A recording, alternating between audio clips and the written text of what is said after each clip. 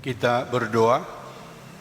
Damai sejahtera dari Allah Bapa yang melampaui segala akal dan pikiran, kiranya menyertai saudara-saudara sekalian. Amin. Shalom. Selamat hari Minggu. Bagaimana kabarnya? Sehat? Berbahagia? Adong namarsak? Pasti saya donggo ya teh.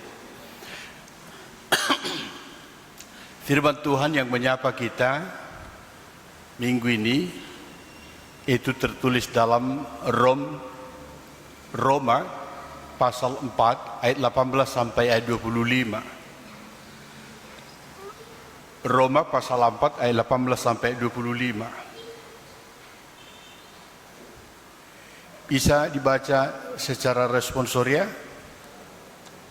Ya, kita akan membaca secara responsoria ayat 18 sampai ayat 25. Saya akan membaca pertama. Beginilah firman Tuhan. Sebab sekalipun tidak ada dasar untuk berharap, Abraham berharap juga dan percaya bahwa ia akan menjadi bapa banyak bangsa menurut yang telah difirmankan. Demikianlah banyaknya nanti keturunanmu.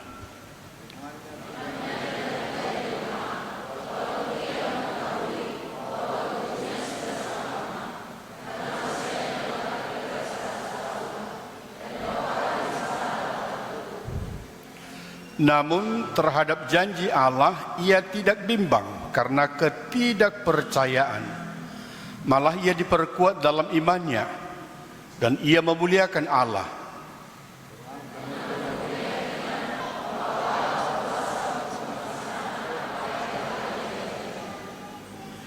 Itulah sebabnya hal itu diperhitungkan kepadanya sebagai kebenaran.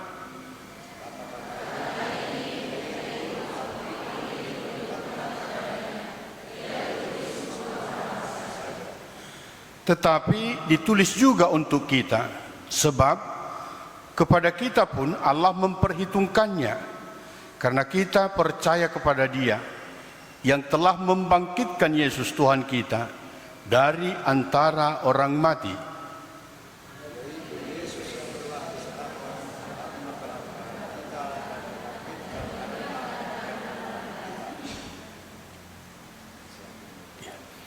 Demikianlah firman Tuhan.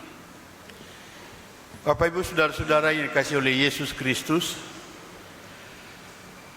mana yang paling penting, iman atau perbuatan? Mana yang paling penting? Ya beriman saja atau perbuatan saja? Ini adalah pentingnya mengenai iman.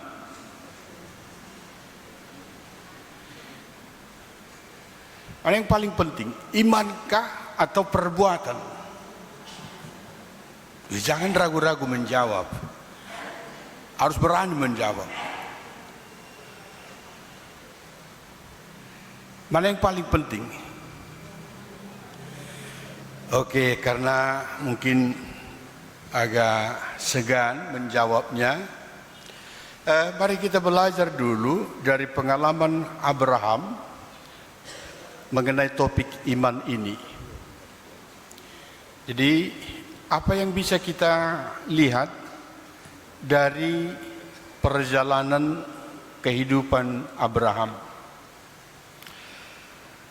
Yang pertama, kalau kita membaca riwayat kehidupan Abraham, Tuhan memanggil dia keluar dari kampung halamannya, dan Tuhan berkata, saya akan berikan satu tempat untukmu. Abraham tidak tahu di mana tempat itu. Abraham tidak tahu apa nama tempat itu. Dia belum pernah ke sana. Tapi ketika Tuhan menyuruh dia, dia berangkat tanpa mengkritisi. Tapi ada satu yang penting, ada perintah Tuhan, kemudian respon dari Abraham adalah dia berangkat. Yang kedua, Allah berjanji kepada Abraham, Abraham, aku akan membuatmu menjadi bapak bangsa-bangsa. Padahal dia belum punya keturunan, anaknya belum ada. Di luar logika janji Tuhan itu, di luar nalar manusia. Tapi Allah sudah berkata, aku akan membuatmu menjadi bangsa yang besar, bangsa yang banyak. Dan bahkan dalam konteks renungan kita, Allah berkata dia menjadi bapa bangsa-bangsa. Mungkinkah dari sudut logika dia menjadi bapa banyak orang dan keturunannya banyak, padahal dia belum punya keturunan? Dari logika tidak mungkin itu. Tapi Abraham menanti, dan pada waktu itu umurnya sudah 100-an tahun. Ketika Allah sudah memberikan anak kepada Abraham, Ishak, satu waktu Allah meminta anak itu untuk dipersembahkan kepada dia. Abraham, datang dulu kau ke sini, bawa anakmu, persembahkan anakmu kepada aku. Nah, kata persembahkan itu ya dibawa anaknya, kemudian akan dipotong itu. Abraham mau, dia mau melakukan itu.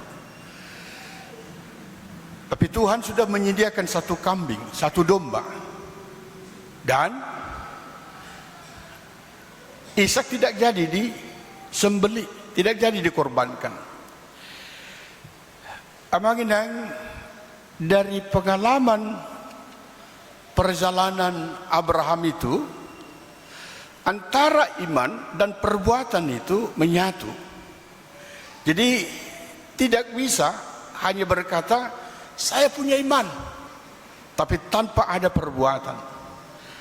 Nah, ketika kita berkata saya beriman kepada Yesus dan kita melakukan itu, apa yang kita imani itu, maka mari lihat dulu perjalanan Abraham.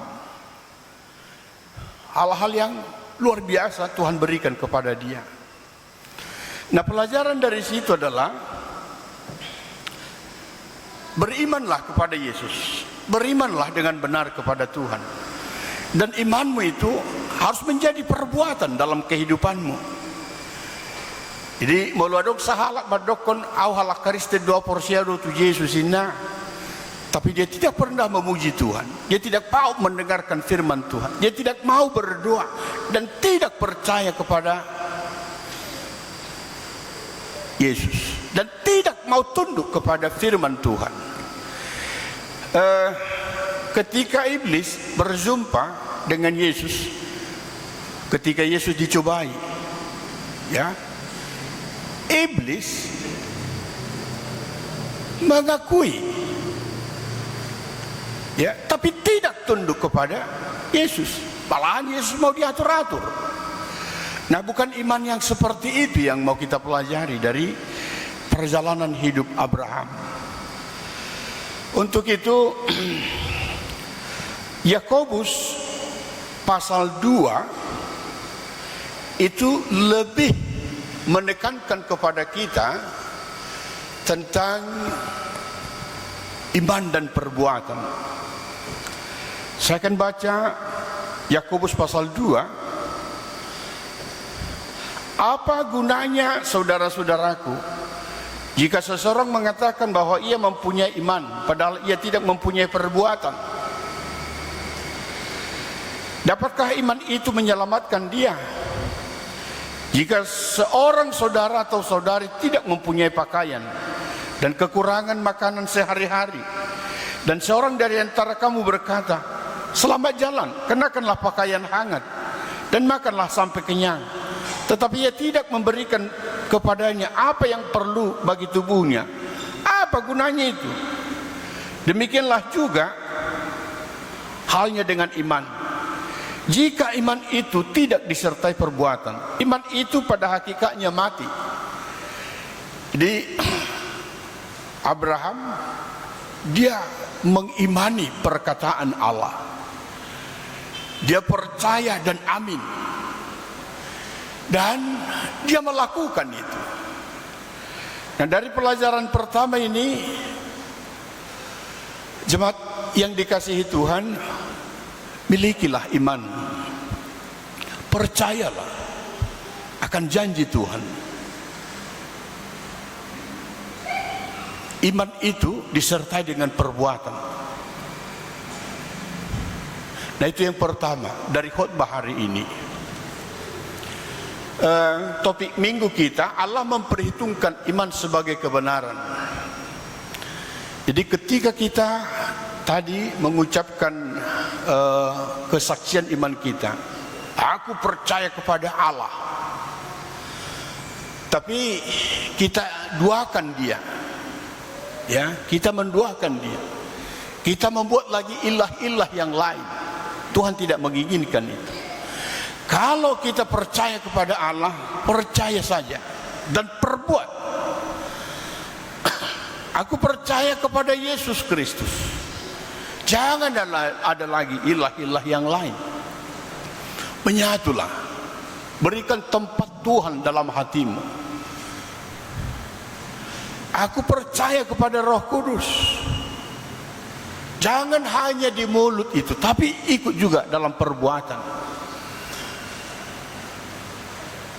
Allah memperhitungkan iman sebagai kebenaran. Nah, itu yang pertama. Yang kedua, Bapak Ibu saudara-saudara yang dikasihi oleh Yesus Kristus, kalau kita bicara iman, saya sangat senang mengangkat kisah dari Daud ketika dia berhadapan dengan Goliat. Apa yang terjadi ketika Daud berhadapan dengan Goliat? Dalam 1 Samuel pasal 17 itu sangat terang diceritakan. Ayat 45. Daud berkata kepada orang Palestina itu, engkau mendatangi aku dengan pedang, tombak dan lembing, tetapi aku mendatangi engkau dengan nama Tuhan semesta alam, Allah pasukan Israel yang kau hina.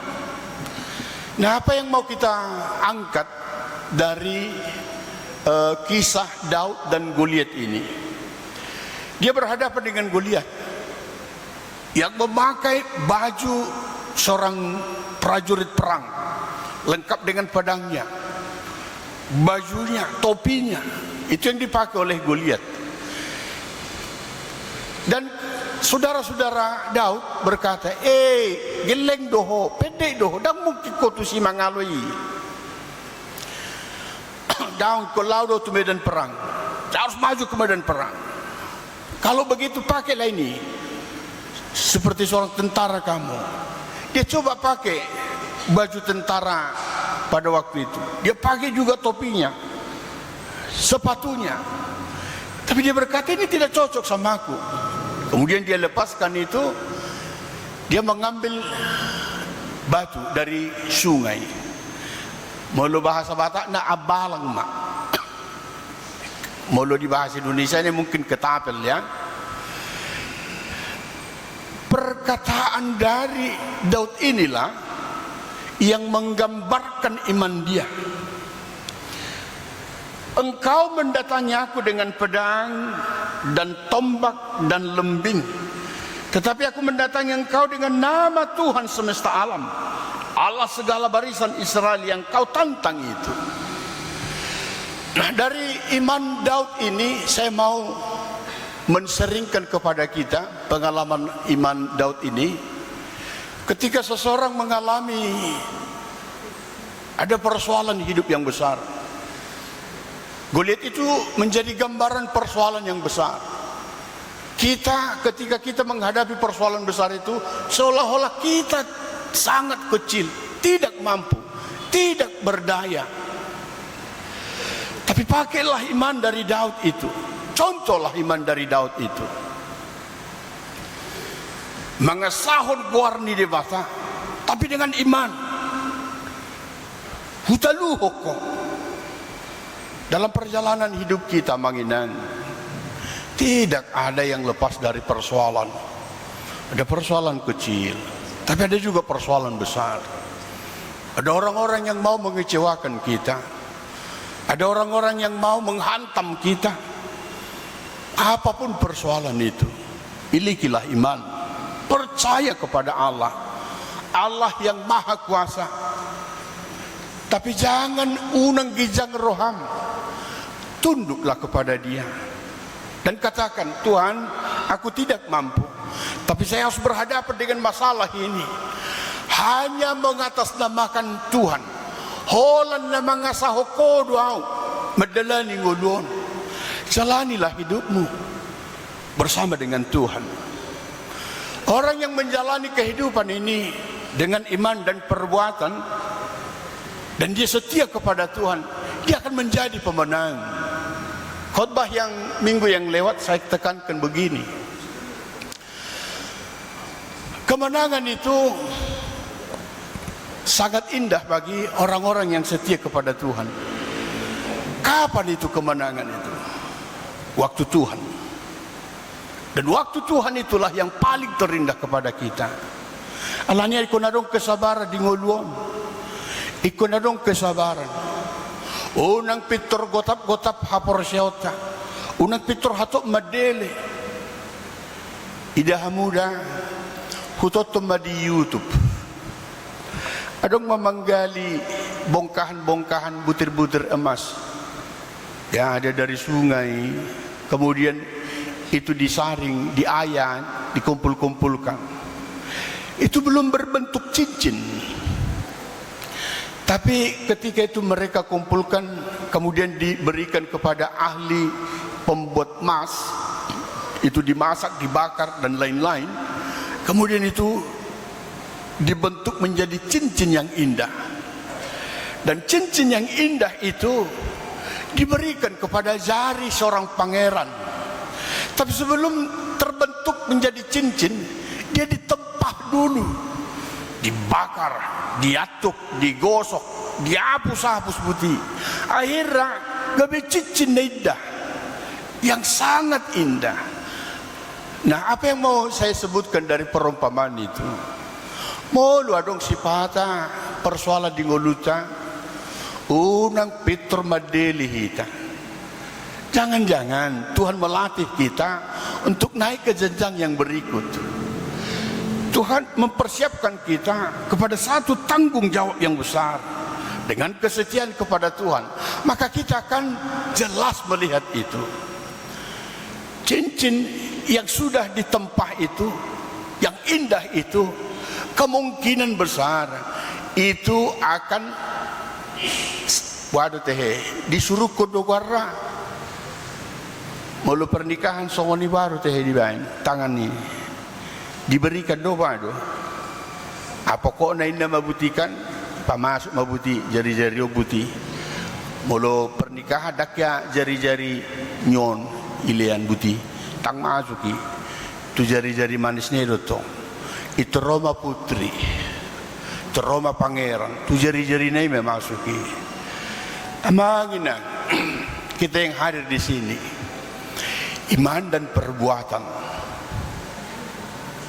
itu mendatangkan kebaikan kepada kita. Dan Tuhan berkata, itu saya perhitungkan. Allah memperhitungkan sebagai kebenaran. Atau ditogutur pukom mahita tadalani manguluon di bagasan haporsiaon. Tadalani manguluon di bagasan pos ni roha na martuhani. Molo tadok kita porsia tuibana tatangi ho katana. Molo tadok kita madok mauliati tuibana betul-betul tarida mengucapan syukur tai. Amin. Martangia kita berdoa. Terima kasih Tuhan Yesus. Kami sudah mendengarkan firman malam ini yang mengajari kami untuk mengimani Tuhan. Ada banyak perjalanan kehidupan kami di tahun 2024 ini. Kami tidak tahu apa yang akan terjadi di depan hidup kami ini, di minggu yang akan datang, bulan yang akan datang. Tapi firman hari ini mengajari kami akan menjalaninya dengan iman kepada Tuhan. Ketika kami beriman, maka Tuhan akan melakukan hal-hal yang luar biasa dalam kehidupan kami. Berkati umat-Mu malam ini yang datang di rumah-Mu, mendengarkan firman dan memuji nama-Mu, memberikan ucapan syukur mereka. Ada banyak doa-doa kami Tuhan. Waktu Tuhan itu yang kami tunggu, memberikan jawaban doa-doa kami. Dan itu satu kepastian, kami akan berbahagia, kami menjadi pemenang karena Tuhan memenangkan kami. Dalam nama Yesus Kristus kami berdoa dan mengucap syukur. Amin.